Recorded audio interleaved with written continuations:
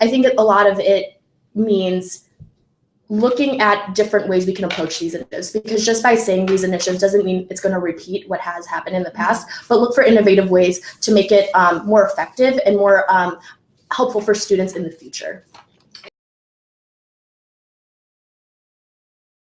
1 out of 5, women, in college get sexually assaulted before in their 4 years, and that's a serious thing to consider. That's, when you hear a statistic like that, that's got to become at the forefront of any student government, because we know it's a nationwide problem. One thing that we would specifically like to do is create a student advisory board for public safety. Adjunct professors provide a really great holistic learning experience for students here at DePaul. Not only do they know the topics and the themes that are going on in the course, specific to the topic that the students are going over in the course, but they have that real world experience that they can apply into the classroom. They are, both in that educational and working environment. They know what students are experiencing, and they know how to help students get to where they need to be. Personally, I don't want to speak too much on adjunct professors, because my experience, I haven't had a lot of, classes that have been taught by adjunct professors, but from my knowledge of adjunct professors, they provide, a very interesting, different, experience than, what would have a typical professor, just because from their, backgrounds in the nature of being an adjunct and not being, a permanent part of DePaul, that they can offer that, difference in background, because often they come from varying backgrounds or different institutions where, they've had those different experiences, and they can come and, share them with DePaul students. Granted, they don't offer perhaps the same amount of expertise that, longer term or, more permanent professors can offer, but I think that, it's good to have a balance between, the two.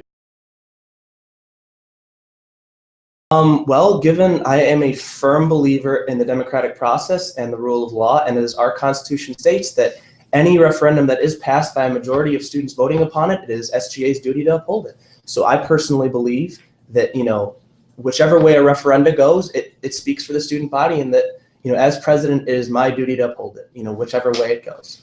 I think that it's very important to help students who are pushing towards a referendum. We are your advocates, and we're here as a resource and a liaison to you. So I think being that resource to students, whether a referendum passes or doesn't pass, I think just because a referendum doesn't pass and it doesn't get on that ballot, it's still important to continue those conversations and move forward.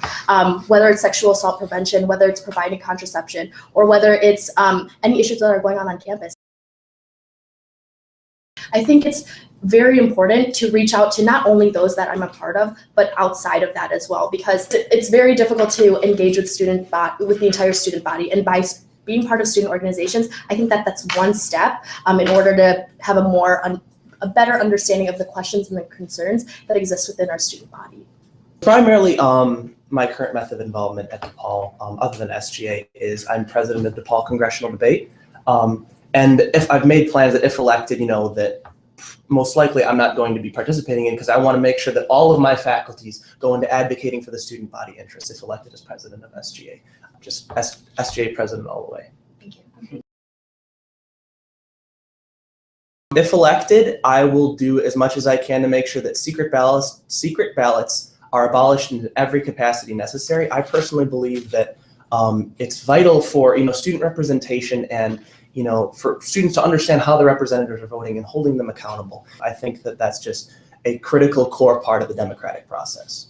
Collaboration and inclusivity is extremely important to me, and also my running mate. So I think it's very difficult to make a decision on that right now, knowing that we don't know who's elected in those positions. So my idea in the fall, and hopefully in the upcoming school year in general, is to be able to bring those students into conversation, whether you're a senator, whether you're a cabinet member, to have that dialogue with us so we can create that healthy and productive conversation, both in the SGA meetings, but also outside of the SGA meetings. I think there's many ways we can increase transparency. We've made great strides this past year, but one way is to reform our website. We currently have in the works announcements. I think those can help students be more engaged with the student body. And I think that by having those announcements and showing them what we're discussing in regards to SGA would invite them to come to our meetings and be more involved with the conversations that we're having.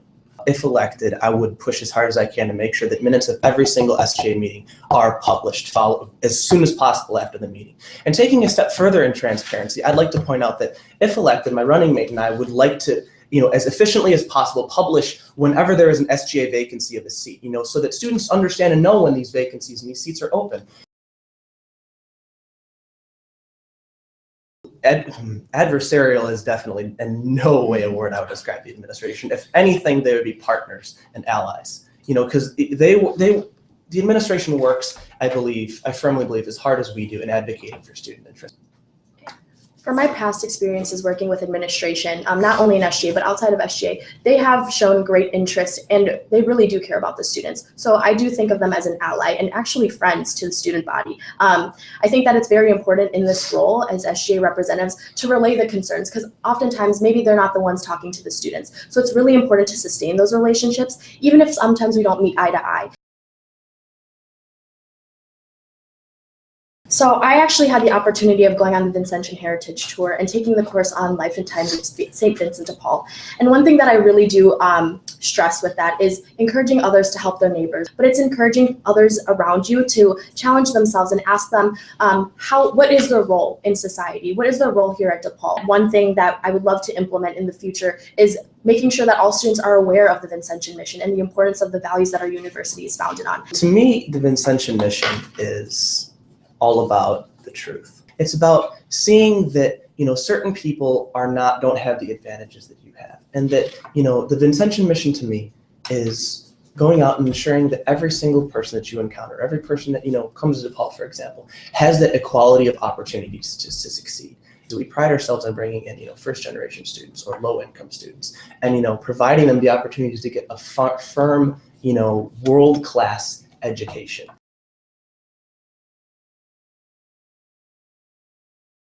First of all, I will speak to say that I am not a woman of color. So I would not, obviously, so I would not like to speak on behalf of any woman of color. I would rather, like to make efforts to, create dialogue with women of color. How do they feel that they would like to be more, included on campus? As a woman of color and someone who's a first generation student, I can recognize that I can't speak on behalf of all women of color as well. I think that by having these conversations that surround social issues that exist today, having those conversations that empower each other, those are very important. I'm more than willing to go outside of my comfort zone and talk to these students who feel like they maybe haven't had their voices heard. I think affinity, like I mentioned before, goes way beyond school spirit. Though it's really nice to celebrate Blue Demon Week and on Thursdays we wear blue. It is what does our diploma mean when we graduate? When I walk into a space, how does that speak DePaul to me? By adding imagery, adding the color blue, adding the tree of wisdom to different facilities here on campus is extremely important because that makes you feel at home. That makes you feel like you're at DePaul. Building name recognition, not only within the state, but countrywide, I think is very important in making sure that years down the line, DePaul University's name is going to be very important on your diploma. I am absolutely proud to be a DePaul student. Like, there's not a single other university that I would ever want to go to. And I would like, if president, to instill that, because I think that, a lot of the reason that students come to DePaul is they don't come here, because they want to make money, or, because they want to have, giant careers where they make millions of dollars. They come here because they want to change the world. They want to, do something with their lives that, impact the global community, live that Vincentian mission.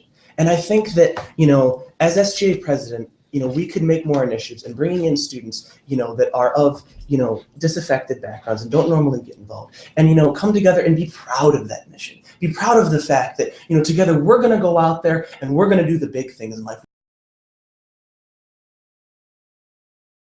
I think what's extremely important is making sure that these events and resources and things like that are relayed way before the actual day of, so that students can plan. My biggest thing is getting involved with the commuter affairs. I know this past year we worked really close with hopefully very close with the Metro system and seeing how we can get student discounts for students in the upcoming school year. I believe in not only having conversations within the departments, but I believe going more than that, getting out there and getting things done. That's why as senator, I've worked with the Office of Adult, Veteran, and Commuter Student Affairs to build an off-campus housing website for students living off campus, to go online, create profiles, and network and find roommates. And additionally, that they can find housing in apartments. Apartment managers could make their listings on there. And for a university that has 88.5% of students who commute or who live off campus, that I think that SJ needs to make a more concerted effort to reaching out and making sure that those students are involved.